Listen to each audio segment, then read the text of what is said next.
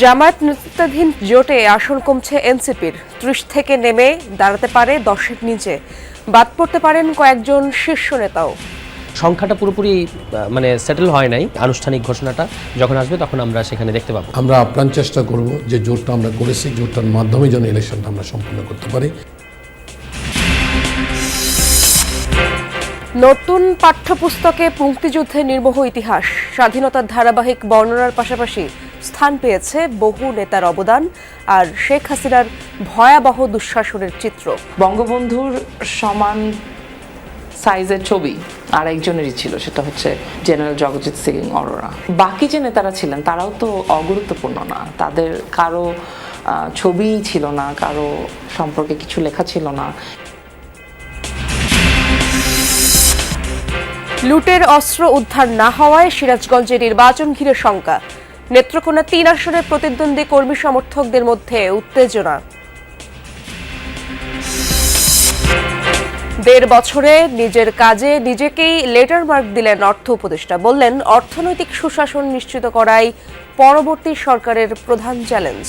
একেবারে খাদের কিনারে চলে আসছে, আমরা আর খাদে প্রত্যেকদিনে চলে আসছি, সেটা হলো সবচেয়ে আমাদের তৃপ্তি। এবং ভবিষ্যতের জন্য আমরা যে পথটা তৈরি করে দিয়েছি সেটা কিন্তু সামনে আমরা এগোতে সাহায্য করি। নিউ ইয়র্কের আদালতে নিজের বিরুদ্ধে আরও সব অভিযোগ অস্বীকার করলেন মাদুরো। ভেনেজুয়েলা অভিযান তেহরানের প্রতি প্রচ্ছন্ন হুমকি, ধারণা বিশ্লেষকদের।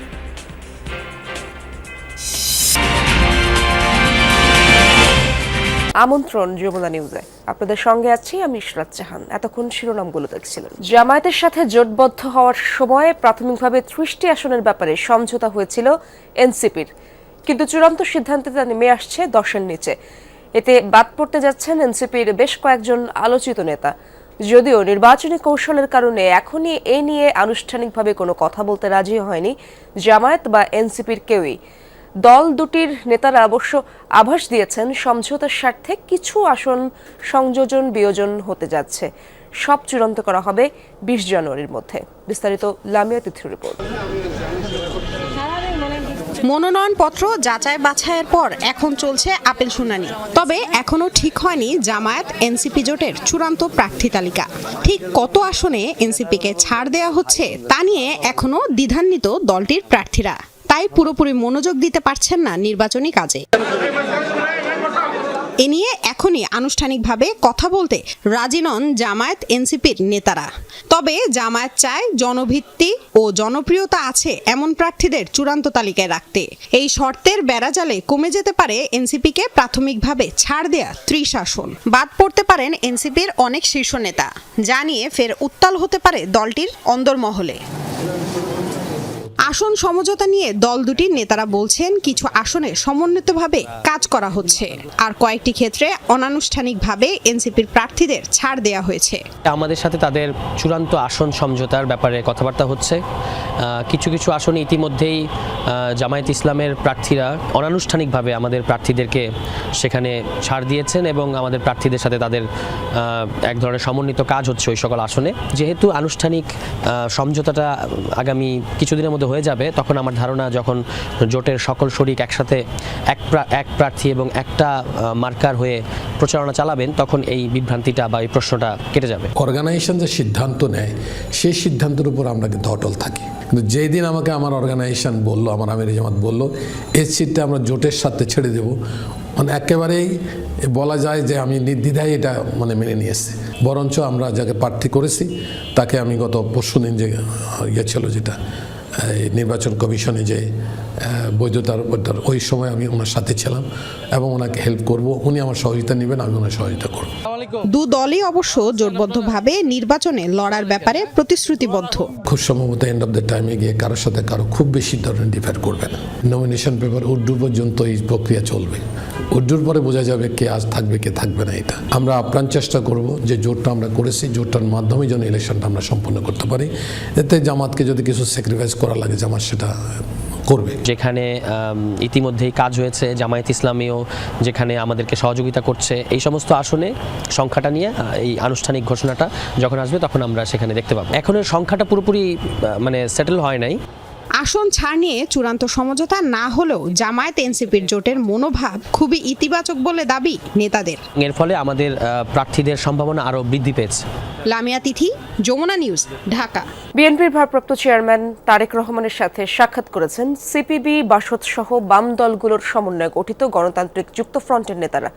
অভ্যুত্থানের পর দেশকে এগিয়ে নিতে তৈরি হওয়ার সুযোগ কাজে লাগাতে তাদের প্রতি আহ্বান জানান বিএনপির ভারপ্রাপ্ত চেয়ারম্যান। গণসংহতি আন্দোলনের প্রধান সমন্বয়ক ও ব্রাহ্মণবাড়িয়া ৬ আসনে বিএনপি সমর্থিত প্রার্থী জুনায়েদ সাকিও গতকাল তারেক রহমানের সাথে দেখা করেন। আলাদাভাবে সাক্ষাৎ করেন জমিয়তে উলামায়ে ইসলামের নেতারাও।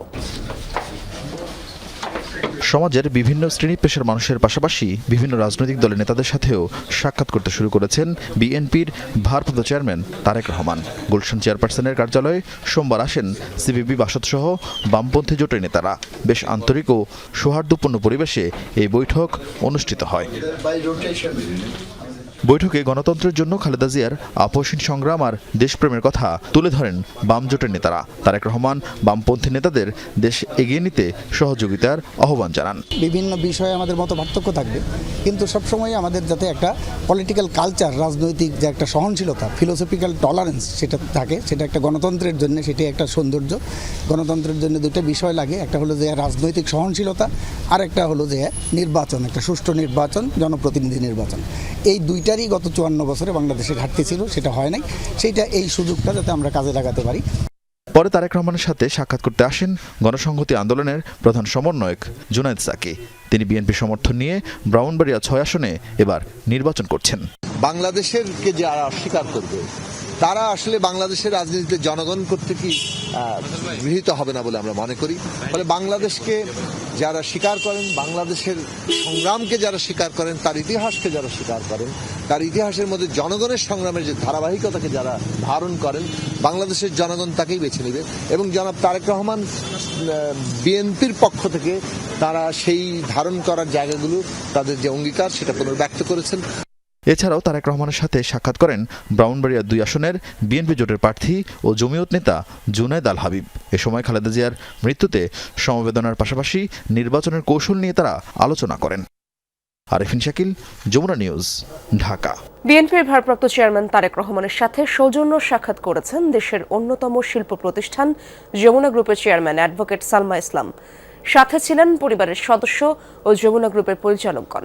গতকাল সন্ধ্যা 7:30 নাগাদ বিএনপি চেয়ারপারসনের গুলশান কার্যালয়ে গিয়ে বেগম খালেদা জিয়ার মৃত্যুতে গভীর শোক ও সমবেদনা জানান যমুনা গ্রুপের চেয়ারম্যান।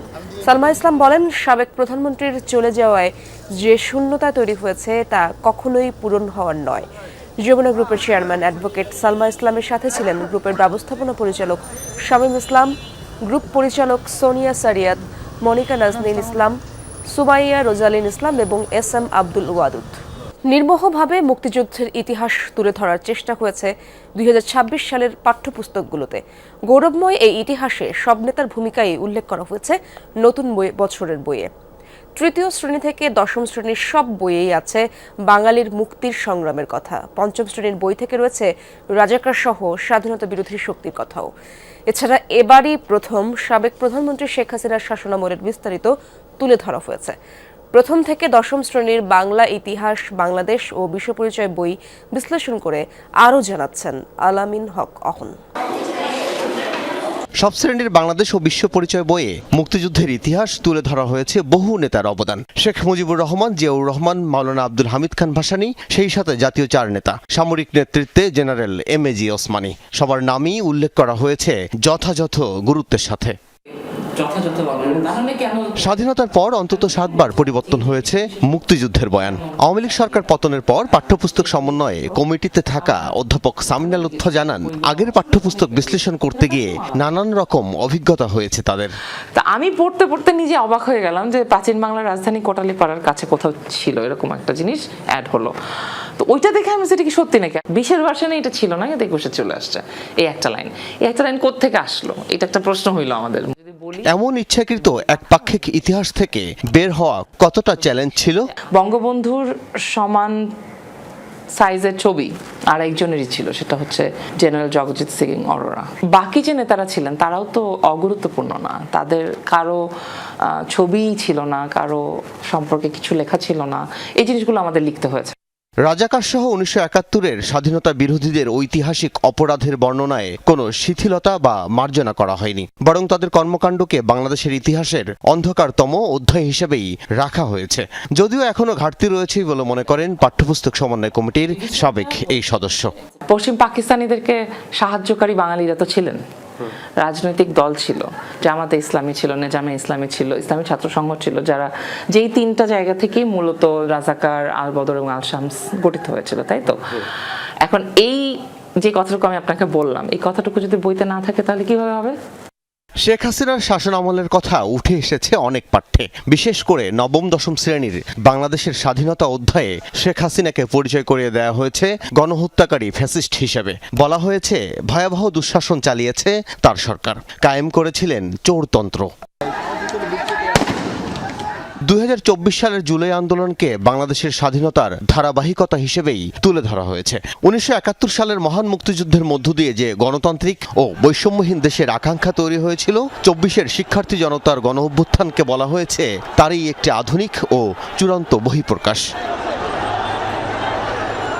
আল আমিন হক অহন, যমুনা নিউজ।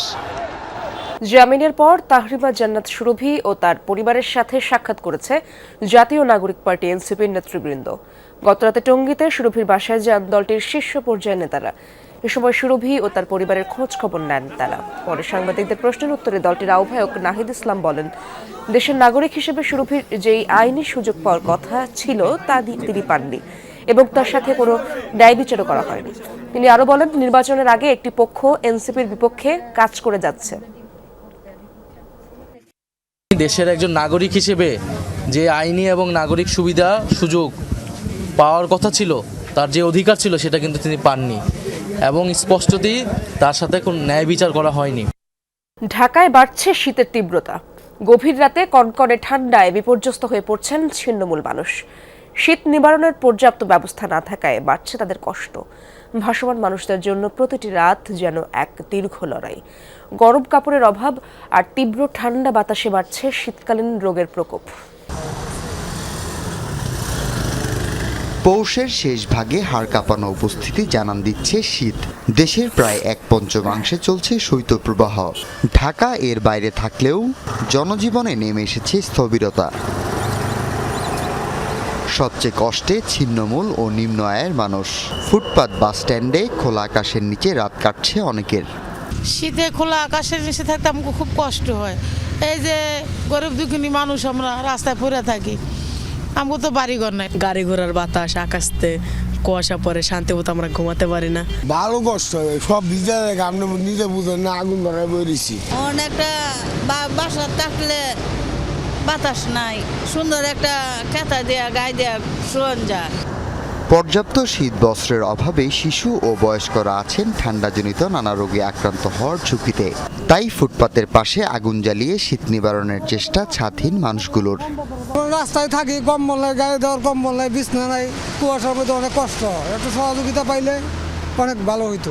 আমরা গরিব মানুষ, সাঙ্গর তো কষ্ট নইলে আমরা এই জায়গায় বইতাই, দুই একটা কম্বল নেই তো আমরা বয়ে থাই। কোমর বাইতে আছি না, কিছু না, একদিন একটা জামা দিয়েছে, থাকতে কষ্ট, খাইতে কষ্ট, হইতে কষ্ট, সব দিক দিয়ে কষ্ট। আবহাওয়া অধিদপ্তর জানিয়েছে আগামী কয়েকদিন ঢাকায় শীতের অনুভূতি প্রায় একই রকম থাকতে পারে। এরপরই আছে শৈত্যপ্রবাহের শঙ্কা। পৌষের হিমেল বাতাস বলে দিচ্ছে ঢাকার শীত এবার কতটা কঠিন। এই হাড় কাঁপানো শীত কিছু মানুষের কাছে উৎসবের হলেও এই ছিন্নমূল মানুষদের কাছে এটি একটি সংগ্রাম। মানবিকতার উষ্ণতায় পারে এই ছিন্নমূল মানুষদের দুয়ারে কিছুটা স্বস্তি পৌঁছে দিতে। হাসিবুল করিম বিজয়, যমুনা নিউজ, ঢাকা। পৌষের শেষ ভাগে সারা দেশে বেড়েছে শীতের তীব্রতা। কুয়াশা আর হিম বাতাসে ব্যাহত হচ্ছে স্বাভাবিক জনযাত্রা। এ বিষয়ে আরও জানবো, সিরাজগঞ্জে যেতে চাই আমার সহকর্মী গোলাম মোস্তফা রুবেল সেখানকার খবর রাখছেন। রুবেল, জানাবেন সেখানকার মানুষের জনজীবনে তীব্র শীতের প্রভাব তো অবশ্যই দেখছেন, ছিন্নমূল মানুষ কি যথেষ্ট সহায়তা পাচ্ছে কিনা, কি দেখছেন আপনি? ইসরাত, আসলে সিরাজগঞ্জ জেলা কিন্তু যমুনা নদীর তীর ঘেঁষে গড়ে ওঠা এবং যমুনা নদীর চরের মধ্যে অবস্থিত বেশ কিছু এখানে ইউনিয়ন রয়েছে, যেখানে কিন্তু হাজার হাজার মানুষ সেখানে বসবাস করে। সেই সমস্ত মানুষের কিন্তু আসলে একদম জনজীবন কিন্তু অনেকটা বিপর্যয়ের মধ্যে এই শীতের মধ্যে। বিশেষ করে ছিন্নমূল মানুষের কাছে কিন্তু সরকারিভাবে যে গরম কাপড় এবং কম্বল যেটা সরবরাহ করা হয়, দেওয়া হয়, সেটা কিন্তু প্রয়োজনীয় তুলনায় অনেকটা অপ্রতুল। বেসরকারিভাবে কিছু কিছু জায়গায় সরবরাহ করা হলেও সেটি কিন্তু আসলে পর্যাপ্ত পরিমাণ হচ্ছে না এই ছিন্নমূল মানুষগুলোর জন্য। আসলে সিরাজগঞ্জে কিন্তু পর্যাপ্ত পরিমাণ শীত, অর্থাৎ আজকে কিন্তু আবহাওয়া অধিদপ্তর থেকে জানিয়েছেন যে 11.4 ডিগ্রি সেলসিয়াসে সর্বনিম্ন তাপমাত্রা কিন্তু সিরাজগঞ্জ আজকে প্রবাহিত হচ্ছে। যদিও আজকে তেমন কুয়াশা না থাকলেও শীতের তীব্রতা কিন্তু চরম রয়েছে। বিশেষ করে কৃষি যে অঞ্চল রয়েছে, সেই কৃষি অঞ্চলের অবস্থা কিন্তু অনেকটাই ভয়াবহ। বিশেষ করে আমি যে জায়গায় দাঁড়িয়েছি সবসময় যানজটে পরিপূর্ণ হয়ে থাকে, কিন্তু দেখতে পারবেন যে সকাল থেকে কিন্তু অনেকটাই একদম শুনশান নীরবতাই বলা চলে। মানুষের আসলে খুব একটি প্রয়োজন ছাড়া কিন্তু মানুষের ঘর থেকে তেমন বের হচ্ছে না। যানবাহনের পর্যাপ্ত যে চাপ সেটিও কিন্তু আমরা লক্ষ্য করছি না। আসলে এই যে শীতের কারণে বিশেষ করে আপনারা জানেন তাঁত শিল্পে সমৃদ্ধে ভরা সিরাজগঞ্জ জেলা, তাঁতের শ্রমিকরা যারা রয়েছেন তারাও কিন্তু আসলে তাতে যে কাজগুলো করতে অর্থাৎ সেই কাপড় বুননের যে কাজ সেটি তেমন একটি করতে পারছেন না, কারণ একটিমাত্র কারণ সেটা হচ্ছে শীতের জন্য। বিশেষ করে চর অঞ্চল যে রয়েছে সেই চর অঞ্চল বিশেষ করে নদী ভাঙন কবলিত যে সমস্ত মানুষরা রয়েছেন, নদীর পাড়ে যারা ছিন্নমূলভাবে বসবাস করছেন, ঠিক তাদের কিন্তু অবস্থা সবচেয়ে বেশি নাজুক আমরা লক্ষ্য করেছি। কারণ সেই নদী ভাঙন কবলিত অসহায় মানুষগুলো নদীর পাড়ে কনকনে শীতের মধ্যে হিমেল হাওয়ার মধ্যে কিন্তু তাদেরকে বসবাস করতে একটি জনযুদ্ধই বলা চলে আর কি। প্রকৃতির সাথে একটা যুদ্ধকে তাদেরকে বসবাস করতে হচ্ছে। সেই সাথে আমাদের সিরাজগঞ্জের সবচেয়ে কৃষি নির্ভর এলাকা যেটি রয়েছেন, চলনবি এলাকা রয়েছেন, সেখানে কিন্তু বিশেষ করে সরিষার পাশাপাশি সেখানে ধানও কিন্তু রোপণ করতে শুরু করেছেন কৃষকরা। জমিতে কিন্তু আসলে তারা ঠিকমতো যেতে পারছে না এবং ধানের রোপণে যে কার্যক্রম যেগুলো সেগুলো কিন্তু তারা করতে পারছে না, যে কারণে আসলে এই শীতের কারণে সিরাজগঞ্জ সহ উত্তর অঞ্চলের মানুষের মাঝে কিন্তু চরম কষ্ট দাঁড়িয়েছে। কারণ ছিন্নমূল মানুষের যে কষ্ট সেটি কিন্তু আসলে দেখে অনুভব করার মতো না। অনেকটা কষ্ট কিন্তু অনেক মানুষকে দাগ দিয়ে তোলে, কারণ এতটাই কষ্টের মধ্যে তারা বসবাস করছে এই শীতের মধ্যে, যা আসলে বোঝানোর মতো কোনো পরিস্থিতি নেই। ইসরাত, ধন্যবাদ আপনাকে রুবেল। 2024 সালের 4 আগস্ট সিরাজগঞ্জে দুটি থানায় হামলা ও অস্ত্র লুটের ঘটনার 17 মাস পেরোলেও এখনও উদ্ধার হয়নি খোয়া যাওয়া আগ্নেয়াস্ত্র ও গোলাবারুদ। এতে আসন্ন ত্রয়োদশ জাতীয় সংসদ নির্বাচনকে ঘিরে তীব্র নিরাপত্তা শঙ্কা ও উদ্বেগ তৈরি হয়েছে প্রার্থী ও রাজনৈতিক দলগুলোর মধ্যে। তবে নির্বাচনের জন্য নিরাপত্তার সর্বোচ্চ প্রস্তুতি নেওয়া হচ্ছে বলে জানান সংশ্লিষ্টরা। 2024 সালের 4 আগস্ট স্বৈরাচার বিরোধী ছাত্র জনতার বিপ্লবের উত্তাল দিনে রক্তে রঞ্জিত হয় সিরাজগঞ্জ। একযোগে হামলা, লুটপাট, অগ্নিসংযোগ করা হয় এনায়েতপুর ও হাটিকুমরুল হাইওয়ে থানায়। প্রাণ হারান 15 জন পুলিশ সদস্য। 17 মাস পেরোলেও সেই ভয়াল দিনের ক্ষত এখনও স্পষ্ট। পুলিশের হিসেব অনুযায়ী সেদিন এই দুই থানা থেকে লুট হয় 10টি চাইনিজ রাইফেল, 12টি পিস্তল, 6টি শটগান, 5 শতাধিক রাউন্ড গুলি ও বারুদ। তবে 1.5 বছর পরও উদ্ধার হয়নি 14টি আগ্নেয়াস্ত্র সহ বিপুল পরিমাণে গোলাবারুদ। নির্বাচন সামনে রেখে সরকার ঘোষিত আইনশৃঙ্খলা বাহিনীর বিশেষ অভিযান চললেও সিরাজগঞ্জে খোয়া যাওয়া অস্ত্র উদ্ধারে অগ্রগতি না থাকায় বাড়ছে উদ্বেগ। 5ই আগস্টে যে অস্ত্রগুলো লুটপাট হয়েছে এখন পর্যন্ত সেরকম আশানুরূপ কোনো অস্ত্র এখন পর্যন্ত আমরা মানে রিকভারি করতে পারে নাই প্রশাসন। শুনিগুলো থাকলে যাব ভোট দিতে, আর যদি দেখি যে না অবস্থা এমনই চলছে তাহলে আমি যাব। এই আতঙ্ক আরও বাড়িয়ে দিয়েছে গত 1.5 বছরে ঘটে যাওয়া একের পর এক সহিংসতার ঘটনা। পুলিশ সুপারের তথ্য মতে জেলায় 5 আগস্ট 2024 থেকে 31 ডিসেম্বর 2025 পর্যন্ত 128 জনকে হত্যা করা হয়েছে। পরপর এসব হত্যার ঘটনায় শঙ্কা আরও ঘনীভূত হয়েছে জেলাবাসীর। যে আইন শৃঙ্খলার অবনতি, এই অবস্থায় সুষ্ঠু নির্বাচন হওয়া সম্ভবত হবে না, ভালো মতন হবে না। এই অস্ত্রের ঝনঝনানিত নির্বাচনে এই অস্ত্র ব্যবহার হইতে পারে, পেশি শক্তির ব্যবহার হইতে পারে। নির্বাচনের আগে পুলিশের খোয়া যাওয়া অস্ত্র উদ্ধার না হলে পেশি শক্তির ঝুঁকি থেকে যাবে এমন আশঙ্কা রাজনৈতিক দলগুলোর। ভয় থেকেই যায়, যেহেতু অস্ত্র এখনো উদ্ধার হয়নি। তো সেই জন্য আমরা সবার কাছে কোঅপারেশন চাবো, যাতে অস্ত্রধারীরা যাতে ঘুরতে না পারে। শৃঙ্খল নির্বাচনের জন্য অবৈধ অস্ত্রের ঝনঝনানি যাতে নির্বাচনী কোনো এলাকাতেই এটা ধ্বনি এবং প্রতিধ্বনিত না হয় সে ব্যাপারে প্রশাসনের কাছে জোর দাবি। এই লুটের অস্ত্রগুলো বিভিন্ন সন্ত্রাসীদের মাঝে ছড়িয়ে আছে, আমরা এখনো আশঙ্কা মুক্ত নহে। তবে ঝুঁকিপূর্ণ কেন্দ্রগুলো চিহ্নিত করে নির্বাচনের জন্য নিরাপত্তার সর্বোচ্চ প্রস্তুতি নেওয়া হচ্ছে বলে জানান সংশ্লিষ্টরা। সম্ভাব্য যেসব জায়গায় অস্ত্রগুলো থাকতে পারে সেই জায়গাগুলো আমরা ইতিমধ্যে চিহ্নিত করে ফেলেছি। আমাদের কিছু বিষয় চলমান রয়েছে, আশা করি সফলতার সাথে এগুলো উদ্ধার করতে আমরা সক্ষম হব। ভোটারগণ অবশ্যই উৎসবমুখর পরিবেশে ভোট দিতে পারবে এবং তাদের মধ্যে কোনো প্রকারের শঙ্কা থাকার কোনো সুযোগ নেই। সিরাজগঞ্জের 6টি নির্বাচনী আসনে ভোটার সংখ্যা 26,86,858 জন। জারিন অর্নি, যমুনা নিউজ। ত্রয়োদশ জাতীয় সংসদ নির্বাচনকে ঘিরে উত্তাপ ছড়াচ্ছে নেত্রকোনা 3 আসনে। বিএনপি মনোনীত প্রার্থী ও স্বতন্ত্র প্রার্থীর সমর্থকদের মধ্যে উত্তেজনা ছড়িয়ে পড়েছে মাঠ পর্যায়ে। এরই মধ্যে স্বতন্ত্র প্রার্থীর সমর্থকদের উপর হামলার ঘটনায় জেলা রিটার্নিং কর্মকর্তার কার্যালয়ে লিখিত অভিযোগ করা হয়েছে। তবে সাধারণ ভোটাররা বলছেন, বিগত নির্বাচনগুলোতে ভোট দিতে না পারলেও এবার তারা ভোট দিতে চান নির্বিঘ্নে।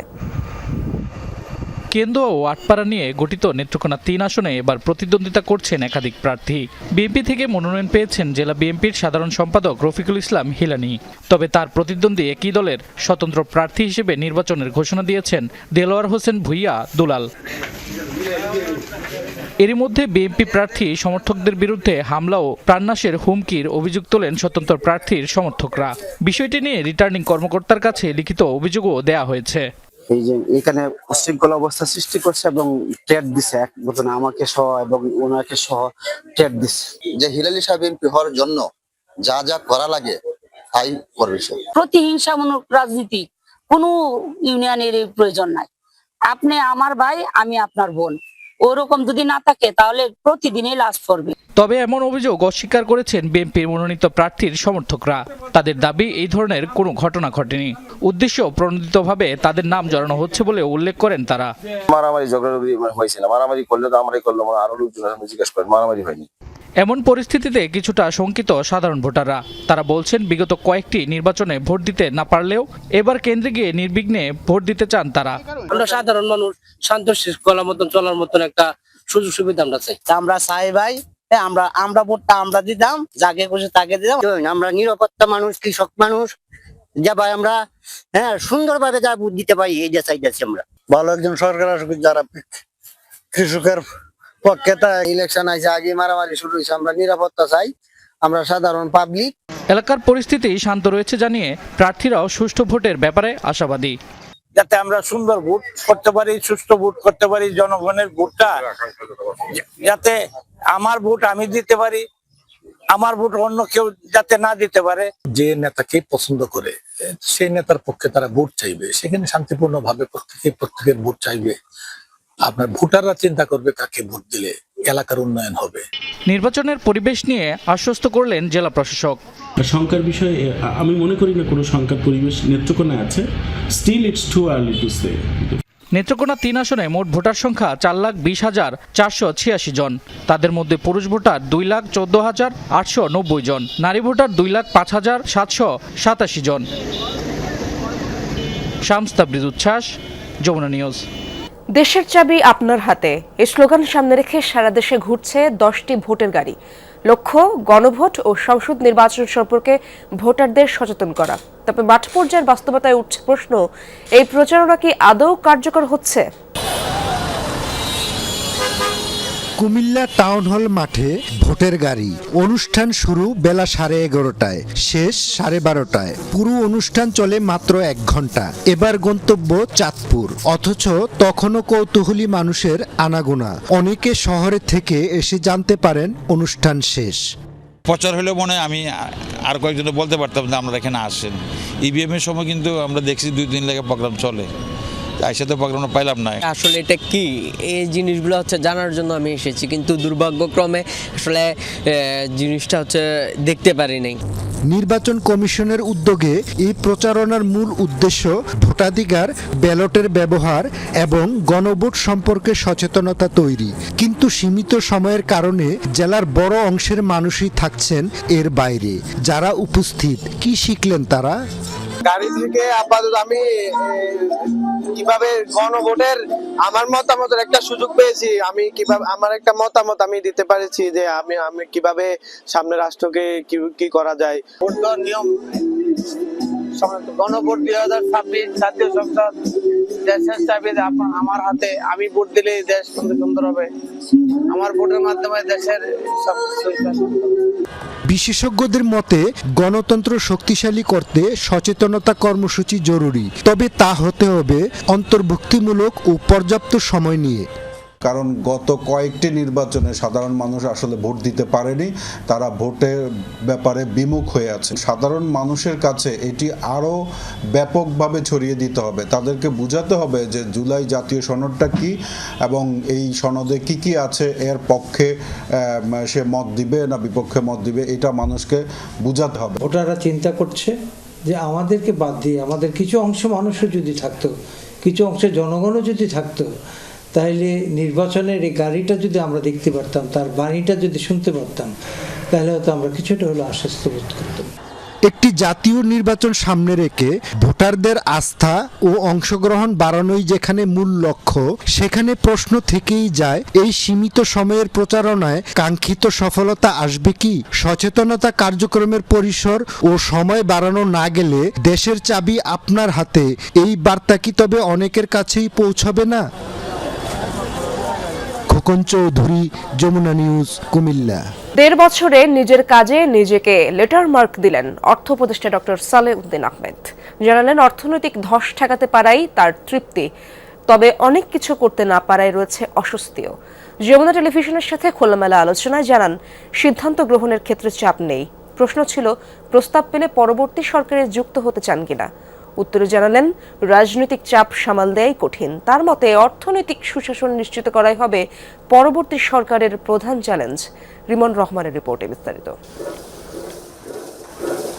বাজারে এখনো অস্বস্তি, আয়ের তুলনায় বেশি হচ্ছে ব্যয়, দারিদ্র্য বৈষম্য সূচকও ঊর্ধ্বমুখী। বিনিয়োগের পালে হাওয়া নেই, বাড়ছে না কর্মসংস্থানের সুযোগ। অন্তর্বর্তী সরকারের ১.৫ বছরে পিছু ছাড়েনি অর্থনৈতিক অনিশ্চয়তা। চ্যালেঞ্জ সামাল দিতে নানামুখী উদ্যোগ নিয়েছেন অর্থ মন্ত্রণালয়ের কাণ্ডারি ডক্টর সালেউদ্দিন আহমেদ। কিন্তু অর্থনীতিতে গতি ফেরাতে কতটা সফল ৭৬ বয়সী এই অর্থনীতিবিদ? প্রশ্ন ছিল নিজের কাজে নিজেকে কত নম্বর দিতে চান। ১০০-র মধ্যে নিজেকে দিলেন লেটার মার্ক। ম্যাক্সিমাম ৭০-৮০, এটা আমি মনে করি আমার লিমিটেশন, আমার ইসের মধ্যে, অ্যাচিভমেন্টের মধ্যে ৮০ পাওয়ার মনে হয়। আমি কান্ট্রিটা এগোচ্ছিল, তো হঠাৎ করে থমকে গেলো, বরং নিচের দিকে যাচ্ছিল আর কি, সেটাকে আমরা হল্ড করতে পেরেছি। ভিন্ন এই প্রেক্ষাপটে কাজের ক্ষেত্রে চাপ নেই, তবে আইন শৃঙ্খলা পরিস্থিতি, বাজার ব্যবস্থায় বিশৃঙ্খলা, IMF এর শর্তের দিকগুলো ছিল অস্বস্তিদায়ক।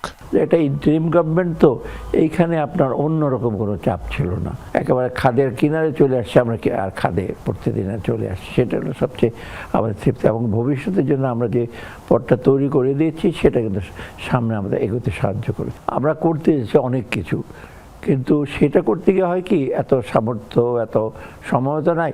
তখন আমরা হয়তো আগে থেকে যদি একদম ফিক্স কতগুলো জিনিস, মোটা দাগের জিনিসগুলো যে আমরা ধরতাম, তখন হয়তো আমি আরেকটু বেশি ভালো করতে পারতাম।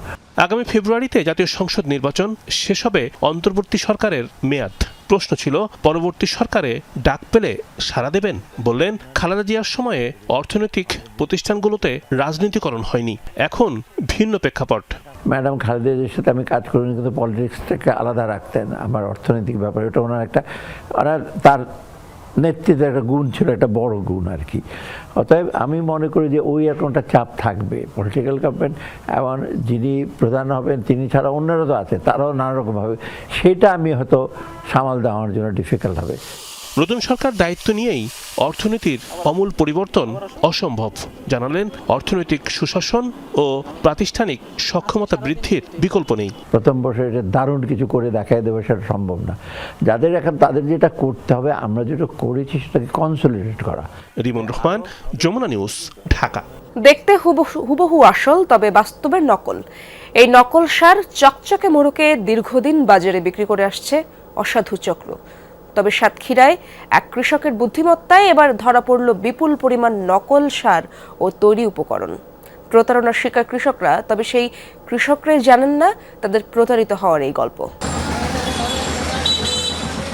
সরকারি প্রতিষ্ঠান বিএডিসির লোগো বসানো আসল বস্তা, অথচ ভেতরে নকল টিএসপি সার। এই নকল সার বাজারে বিক্রি করে আসছে প্রতারক চক্র। সাতক্ষীরা সদরের বালিথা গ্রামের কৃষক আইয়ুব আলী শহরের সুলতানপুর বাজারে দোকানটি থেকে 13,000 টাকার পটাশ, ইউরিয়া ও টিএসপি সার কেনেন তিনি। জমিতে প্রয়োগের সময় সন্দেহ হয় তার।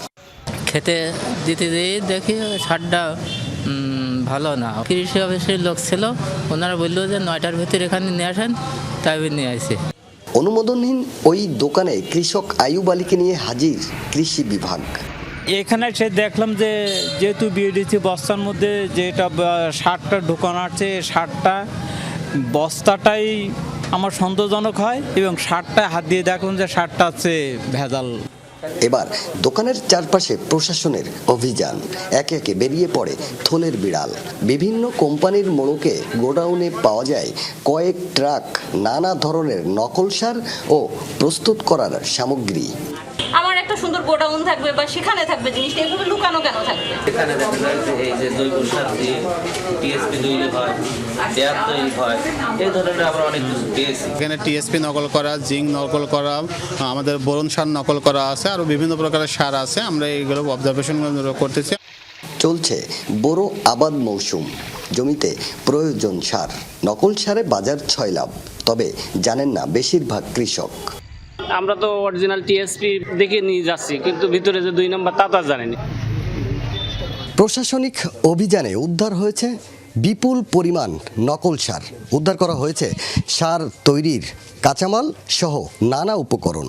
কৃষকরা বলছেন, নকল সার তৈরি ও বাজারজাত বন্ধ করতে না পারলে প্রতারিত হতেই থাকবেন কৃষকরা। টানা 4 ঘন্টা অভিযান শেষে নকল সার বিক্রেতা 2 ভাইকে 2.5 লাখ টাকা জরিমানা করেন নির্বাহী ম্যাজিস্ট্রেট।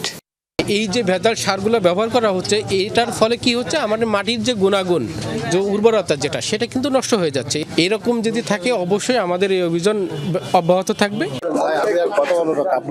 এ ব্যাপারে ক্যামেরায় কথা বলতে চান না নকল সার বিক্রেতা। প্রতিবেদককে ম্যানেজ করার চেষ্টাও করেন তারা। অপরাধের এই শাস্তিতে সন্তুষ্ট নন সাধারণ মানুষ। কৃষকই ধ্বংস হয়ে যাচ্ছে, আপনি এখান থেকে 1.5 লাখ 2 লাখ টাকা পানিশমেন্ট দিয়ে আপনি তাকে নিয়ে চলে যাচ্ছেন। আকরামুল ইসলাম, যমুনা নিউজ, সাতক্ষীরা। প্রায় 111 কোটি টাকা ব্যয়ে রাঙামাটির কাপ্তাইয়ে নির্মিত দেশের প্রথম সরকারি সৌরবিদ্যুৎ কেন্দ্র নবায়নযোগ্য জ্বালানির সফল মডেল, যেখান থেকে সরাসরি জাতীয় গ্রিডে প্রতিদিন যুক্ত হচ্ছে 26,000 ইউনিট বিদ্যুৎ। এটির সক্ষমতা বৃদ্ধির পাশাপাশি সব ভবনের রুফটপ সোলার প্ল্যান্ট স্থাপনের পরিকল্পনা করছে কর্তৃপক্ষ। রাঙামাটির কাপ্তাই উপজেলার কর্ণফুলী জলবিদ্যুৎ কেন্দ্রের পাশের খোলা মাঠে স্থাপিত হয়েছে 7.4 মেগাওয়াট ক্ষমতার সৌর বিদ্যুৎ কেন্দ্রের বাণিজ্যিক কার্যক্রম শুরু হয় 2019 সালের 28 মে, যেখান থেকে প্রতিদিন গড়ে প্রায় 26,000 ইউনিট বিদ্যুৎ জাতীয় গ্রিডে যুক্ত হচ্ছে। প্রযুক্তিবিদদের মতে সৌরশক্তির এই সংযোজন কেবল বিদ্যুৎ উৎপাদনই বাড়াচ্ছে না, এটি পরিবেশ বান্ধব এবং জ্বালানি আমদানির উপর নির্ভরতা কমাতে সাহায্য করছে। সূর্যের আলো পাইলে চলে ওঠে অটোমেটিক্যালি, এবং সূর্যের আলো কমে গেলে অটোমেটিক্যালি অফ হয়ে যায়। গরমকালে শীত বিদ্যুৎ একটু বেশি উৎপাদন হয়, তাপমাত্রা বেশি থাকে, টেম্পারেচার বেশি থাকে এবং দীর্ঘক্ষণ বিদ্যুৎ তৈরি হয়, 4:30 5টা থেকে প্রায় সন্ধ্যা পর্যন্ত। আর শীতের দিনে একটু কম হয়। বর্তমানে এই সৌর বিদ্যুৎ কেন্দ্রের পাশাপাশি কেন্দ্রের আওতাধীন সব ভবনের ছাদে রুফটপ সোলার প্ল্যান্ট স্থাপনের উদ্যোগ নেওয়া হয়েছে, যেখান থেকে প্রায় 332 কিলোওয়াট বিদ্যুৎ গ্রিডে যুক্ত হবে বলে আশা কর্তৃপক্ষের। প্রায় 6 কোটি ইউনিট আমরা জাতীয় গ্রিডে এক্সপোর্ট করেছি, যার বাণিজ্যিক মূল্য প্রায় 60 কোটি টাকা। এখানে 22 একর জায়গা ছিল, তার মধ্যে 2.5 একর জায়গা খালি আছে। সেখানে আমরা ইতিমধ্যে আরও 1 মেগাওয়াট এক্সটেনশনের প্রজেক্ট চলমান আছে। হয়তো 2-3 মাসের মধ্যে আমাদের আরও 1 মেগাওয়াট জাতীয় গ্রিডে যোগ হবে। কাপ্তাইয়ের এই উদ্যোগ নবায়নযোগ্য শক্তির সফল মডেল হিসেবে দেশের অন্যান্য বিদ্যুৎ প্রকল্পের জন্য অনুকরণীয় বলছেন সংশ্লিষ্টরা। আল আমিন শিকদার, যমুনা নিউজ। নিউ ইয়র্কের আদালতে নিজের বিরুদ্ধে আনা সব অভিযোগ অস্বীকার করলেন আটককৃত ভেনেজুয়েলার প্রেসিডেন্ট নিকোলাস মাদুরো। সোমবার ম্যানহাটনের আদালতে দুপুর 12টায় শুরু হয় ঐতিহাসিক এই শুনানি। নিজেকে এখনো ভেনেজুয়েলার প্রেসিডেন্ট দাবি করেন মাদুরো। এ সময় কয়েদির পোশাকে তার সাথে কোর্টে তোলার হয় তার স্ত্রী সিলিয়া ফ্লোরেসকেও। নিজেকে নির্দোষ দাবি করেন তিনিও। প্রায় 40 মিনিট ধরে চলে শুনানি। মাদুরো ও তার স্ত্রীকে দেয়া হেডফোনে স্প্যানিশ ট্রান্সলেটর ব্যবহার করা হয়েছে। দুজনের কেউই জামিনের আবেদন করেননি। পরবর্তী শুনানির তারিখ নির্ধারিত হয়েছে 17 মার্চ। জেরা শেষে আবারও ব্রুকলিনের ডিটেনশন সেন্টারে নেওয়া হয়েছে মাদুরো ও তার স্ত্রীকে। তাহলে কি যুক্তরাষ্ট্রের পরবর্তী টার্গেট ইরান? ভেনেজুয়েলায় হামলার পর আরও গভীর হচ্ছে ওয়াশিংটন তেহরান যুদ্ধের শঙ্কা। বিশ্লেষকদের মতে কারাকাসে অভিযান চালিয়ে রাষ্ট্রপ্রধানকে উৎখাতের মধ্য দিয়ে ইরানের খামেনি প্রশাসনকে প্রচ্ছন্ন হুমকি দিয়েছে ওয়াশিংটন, যা শেষ পর্যন্ত গড়াতে পারে ইরান ইসরায়েল যুক্তরাষ্ট্র ত্রিমুখী লড়াইয়ে। আবার তেল রপ্তানিতে বিশ্ববাজারে ইরানের আধিপত্য রুখতেও ভূমিকা রাখতে পারে যুক্তরাষ্ট্রের ভেনেজুয়েলা অভিযান, এমনটাও মত বিশ্লেষকদের।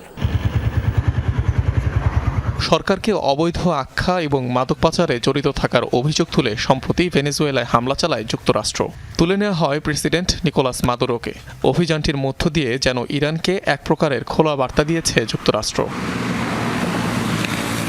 ভেনেজুয়েলায় অভিযান আর ইরানের জন্য প্রচ্ছন্ন হুমকি। প্রেক্ষাপট বিবেচনা করলে দুটি আলাদা বিষয় মনে হতে পারে, কিন্তু বিশ্লেষকদের দাবি স্বাধীন সার্বভৌম কোনো দেশে হামলা চালিয়ে সে দেশেরই প্রেসিডেন্টকে তুলে নেওয়ার ঘটনা ইরানের সাথে যুদ্ধের সংখ্যা আরও বাড়িয়ে দিচ্ছে। এমনটা করার ইঙ্গিতও দিয়েছেন মার্কিন প্রেসিডেন্ট ডোনাল্ড ট্রাম্প। বেশ কয়েকজন ইসরায়েলি রাজনীতিবিদ ভেনেজুয়েলায় হামলার উদাহরণ টেনে ইরানকে সতর্কতাও দিয়েছেন। আবার সম্প্রতি নেতানিয়াহুর সঙ্গে বৈঠকের পরও ইরানের বিরুদ্ধে নতুন হামলার হুমকি দেন ডোনাল্ড ট্রাম্প। এক ধরনের নতুন আইনহীনতা পরিস্থিতিকে আরও অস্থিতিশীল করে তুলেছে এবং যুদ্ধের আশঙ্কা বাড়িয়ে তুলছে। ট্রাম্প যদি নিশানাভিত্তিক হস্তক্ষেপের মাধ্যমে শাসন ব্যবস্থা পরিবর্তনের ধারণায় মুগ্ধ হয়ে পড়েন কিংবা একই ধরনের পদক্ষেপের জন্য নেতানিয়াহুকে যুক্তরাষ্ট্র আনুষ্ঠানিক সমর্থন দেয়, তাহলে ইরানের বিরুদ্ধে নতুন করে যুদ্ধের জন্য চাপ দেওয়া ব্যক্তিদের অনেকে উৎসাহিত হবেন। মাদুরোকে তুলে নেওয়ার ঘটনা কেন্দ্র করে ইরানের আগাম সামরিক তৎপরতার শঙ্কাও উড়িয়ে দেওয়া যাচ্ছে না। শঙ্কা ওয়াশিংটন বা তেল আবিবের আগেই হামলা চালাতে পারে তেহরান। তেহরানের বিষয়ে যা দেখছি ও শুনছি তাতে বোঝা যাচ্ছে তারা ট্রাম্প প্রশাসনের সঙ্গে আলোচনায় আগ্রহী নয়, কারণ ওয়াশিংটনের দাবি তাদের পরিপূর্ণ আত্মসমর্পণ। এখন কূটনীতির সুযোগ খুবই কম। ইসরায়েল, ইরান ও যুক্তরাষ্ট্র তিন পক্ষই সম্ভাব্য সংঘাতের পথে এগোচ্ছে। তবে অনেক বিশ্লেষকই মনে করেন ভেনেজুয়েলার তেল সম্পদ নিয়ন্ত্রণে আনতে পারলে বিশ্ববাজারে ইরানের আধিপত্য ঠেকাতে পারবে যুক্তরাষ্ট্র। সেক্ষেত্রে বিশ্বের মোট জ্বালানির প্রায় 20% পরিবাহিত হওয়া হরমুজ প্রণালী তেহরান বন্ধ করে দিলেও তাতে ওয়াশিংটনের তেমন ক্ষতি হবে না। অর্থাৎ পারস্য উপসাগর দিয়ে জ্বালানি পরিবহন ক্ষতিগ্রস্ত হলে ভেনেজুয়েলার জ্বালানি কাজে লাগাতে পারবে যুক্তরাষ্ট্র। অনিক রহমান, যমুনা নিউজ। মেরুদণ্ড জোড়া লাগানো দুই যমজ শিশুকে অস্ত্রোপচারের মাধ্যমে আলাদা করে আলোড়ন তুলেছে পেরুর একদল চিকিৎসক। কয়েক ঘন্টার জটিল ও কষ্টসাধ্য অপারেশনে সম্পন্ন হয় প্রক্রিয়াটি। সুস্থ আছে দুই কন্যা শিশুই। চিকিৎসা বিজ্ঞানে কনজয়েন্ট টুইন অপারেশনের সফলতা বিরল। প্রতি বছর বিশ্বে এ ধরনের হাতে গোনা কয়েকটি অস্ত্রোপচার হলেও সফলতার হার খুবই কম। মায়ের গর্ভে একই সাথে জন্ম তাদের, যমজ অথচ একসাথে থাকার বাধ্যবাধকতা। দুই আলাদা হৃদস্পন্দন হলেও যেন এক শরীর। পেরুতে জন্ম নেয়া এই দুই যমজ কন্যা শিশুর মেরুদণ্ড একে অন্যের সাথে জোড়া লাগানো, যাদের স্পাইনাল ক্যানালও জোড়া। চিকিৎসা বিজ্ঞানে এদের আলাদা করা বেশ জটিল ও সময়সাধ্য। যেতে হয় অস্ত্রোপচারের মধ্য দিয়ে, যার সফলতার হার 50 থেকে 60%। তবে এই কঠিন কাজটি করে দেখিয়েছে পেরুর একটি হাসপাতাল। 3 ঘন্টারও বেশি সময় ধরে চলা অস্ত্রোপচারে সফলভাবে আলাদা করা হয়েছে দুই যমজ শিশুকে, যাতে অংশ নেন 16 জনেরও বেশি চিকিৎসক, নার্স ও বিশেষজ্ঞ দল। চিকিৎসার পর ভালো রয়েছে শিশু দুটি। তারা জোড়া লাগানো যমজ হিসেবে জন্ম নিয়েছিল, অঙ্গ প্রত্যঙ্গ জোড়া লাগানো ছিল। আমাদের চিকিৎসক দলকে ধন্যবাদ জানাই, যাদের কারণে চমৎকার ঘটনাটি হয়েছে। তারা স্বাভাবিক আছে, ধীরে ধীরে সুস্থ হচ্ছে। সন্তানেরা কখনো উঠে দাঁড়াতে পারবে কিনা বাবা মাও ভাবেননি এমনটা। সফল অস্ত্রোপচারে তাই তো আবেগাপ্লুত তারা। আমি তাদের আলাদা আলাদা দেখতে চেয়েছিলাম। তারা একসাথে শুয়ে থাকতো, বিরক্ত হয়ে কান্না করত। এখন তারা আলাদা এবং খুশি। ডাক্তার ও সার্জনদের ধন্যবাদ জানাই যারা এই কাজটি সম্পূর্ণ করেছে। দৃষ্টি, শ্রবণ শক্তি সহ সবকিছু ঠিক, অথচ শরীরের কোনো একটি অংশ একে অপরের সাথে শারীরিকভাবে যুক্ত। মেডিকেল সায়েন্সে এ ধরনের যমজকে ডাকা হয় কনজয়েন্ট টুইন। জটিল অস্ত্রোপচারে কয়েক ধাপের মাধ্যমে আলাদা করতে হয় তাদের। থাকে ঝুঁকিও। অনিক রহমান, যমুনা নিউজ। দর্শক, এই ছিল যমুনা নিউজের আপডেটগুলো। এতক্ষণ যারা সঙ্গে ছিলেন সবাইকে ধন্যবাদ।